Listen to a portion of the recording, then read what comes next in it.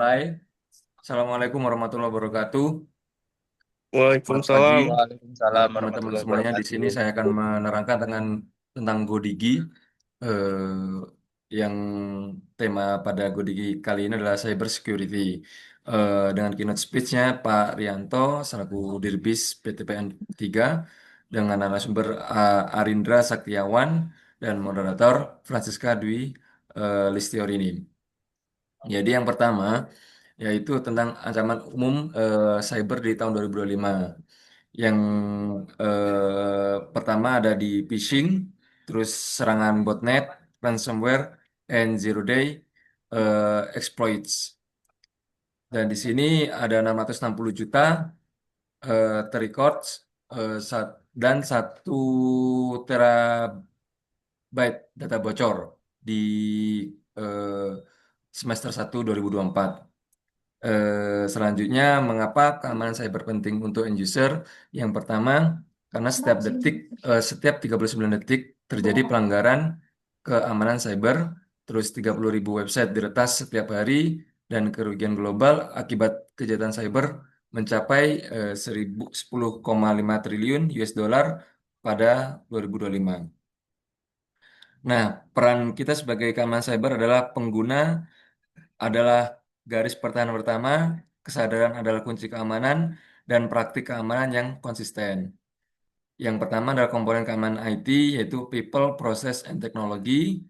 People adalah manusia atau elemen terpenting dalam keamanan informasi karena mereka lah yang menggunakan, mengelola, dan melindungi data. Yang kedua adalah proses, yaitu eh, kita memastikan bahwa langkah-langkah keamanan diterapkan secara konsisten dan sistematis, dan teknologi yaitu menjadi tulang punggung keamanan IT eh, karena teknologi juga menjadi solusi yang efektif untuk mendukung keamanan dan pekerjaan manusia itu sendiri. Dan ini dari University of North Georgia. Ada sekitar 95% of cybersecurity breaches are due to human error. Cyber criminals and hackers will infiltrate your company. Jadi ada sekitar 95% lebih yang sudah memasuki company-company kita. Ya, di sini ada malware, terus social engineering, password attack, ransomware, phishing. Nah, yang mungkin yang relate dengan kita itu adalah phishing ya kan. Kita dikasih SMS atau WA untuk membuka undangan apa segala macam, ternyata itu adalah phishing. Nanti bisa masuk ke akun kita dan sebagainya lainnya.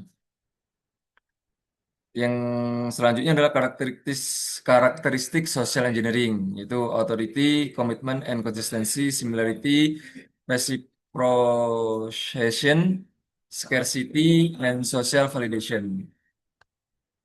Nah, ini contoh-contoh kasus phishing yang tadi di atas, yaitu yaitu surat ada undangan-undangan APK apa segala macam. Nah, ketika kita buka, ternyata eh, malah menjadi ancaman untuk kita sendiri, mengirim SMS, WA yang segala macam lah. Nah, terus ini adalah terkait proteksi terhadap social engineering. Yang pertama adalah waspada pesan atau telepon mencurigakan. Yang kedua, verifikasi identitas. Yang ketiga, jangan klik link yang tidak dikenal. Setelah itu, perbarui perangkat lunak Anda. Terus jangan mudah percaya dengan orang baru. Nah, ini phishing. Phishing adalah tindakan penipuan yang dilakukan secara online dengan tujuan untuk memperoleh informasi rahasia atau sensitif dari individu atau organisasi. Ini bisa termasuk informasi seperti kata sandi, nomor kartu kredit, data keuangan, atau informasi identitas pribadi. Nah, serangan phishing di kuartal 2 tahun 2023 di Indonesia, yaitu yang terjadi di bulan Mei sebesar 10.395 kasus atau serangan. Nah, salah satu apa cara cara menghindari phishing yaitu selalu validasi link atau URL, waspadai email berisi scam, hadiah atau kado palsu, terus waspadai permintaan informasi pribadi, periksa kembali file sebelum mendownloadnya dan hati-hati dengan peniru identitas. Nah, ini adalah selanjutnya adalah tentang malware dan ransomware. Malware adalah perangkat lunak berbahaya yang dirancang untuk merusak, mencuri, atau mengganggu sistem komputer atau jaringan. Singkatnya, malware ini adalah program saya yang dibuat untuk membahayakan eh, perangkat dan data pengguna. Ini adalah beberapa tipe malware yaitu botnet, spyware, adware, ransomware, trojans, worms. Nah, trojans ini ada beberapa yang hangat beberapa tahun lalu yang menyerang salah satu situs pemerintah lah ya.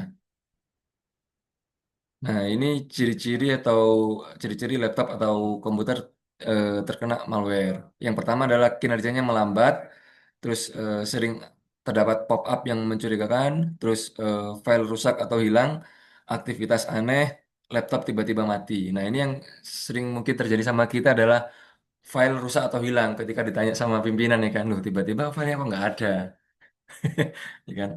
Ternyata memang belum kita kerjakan, bukan karena malware. Ya, seperti ini. Nah, ini how to protect against malware attack. Bagaimana memprotek atau eh, apa eh, menangkis melawan malware attack, serangan malware. Itu educate employee, check for vulnerabilities, backup data, avoid malware, detect malware with antivirus, isolate, terus menggunakan firewall protection.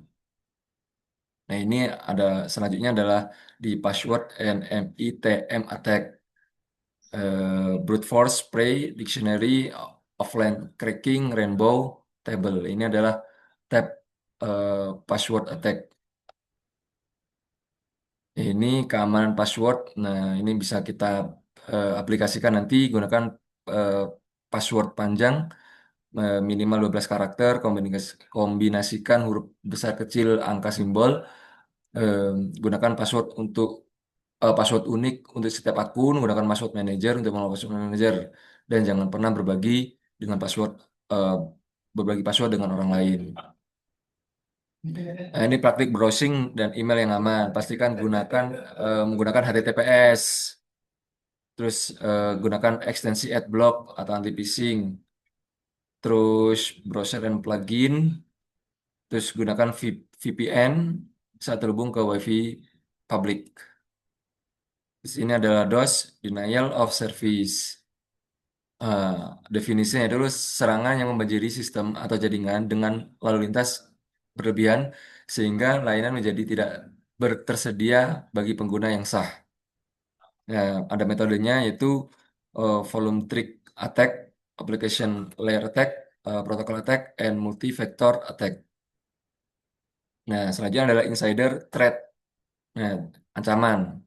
Definisinya adalah ancaman keamanan yang berasal dari dalam organisasi seperti karyawan, kontraktor, atau partner bisnis yang memiliki akses ke sistem dan informasi yang sensitif. Jadi ancamannya itu karyawan tidak puas, pengguna dengan hak istimewa, korban social engineering, kesalahan dan kelalaian, kontraktor dan pihak ketiga, pencurian data oleh orang dalam. Selanjutnya ada respon cepat insiden. Apa yang harus dilakukan jika menjadi korban? Ya, pertama, jangan panik, tetap tenang, positive thinking. Yang selanjutnya adalah segera ganti password, terus autentifikasi multifactor, terus periksa perangkat dan akun lain, dan laporkan insiden. Apa yang bisa kita lakukan secara legal dan efektif? Kunjungi website eh, patrolicyber.id, laporkan ke OJK, sertakan bukti transfer. Kalau kita sudah mentransfer nomor telepon, rekaman percakapan, dan kronologi kejadian. Dan itu sekian dari saya untuk materi Godigi sesi 3 di bulan Oktober ini. Terima kasih, kurang lebihnya mohon maaf. Wabillahi taufiq wal hidayah. Wassalamualaikum warahmatullahi wabarakatuh. Waalaikumsalam warahmatullahi Tepuk wabarakatuh. tangan semuanya. Tepuk tangan. Waalaikumsalam warahmatullahi wabarakatuh. Keren. Raffi for Menteri. Keren.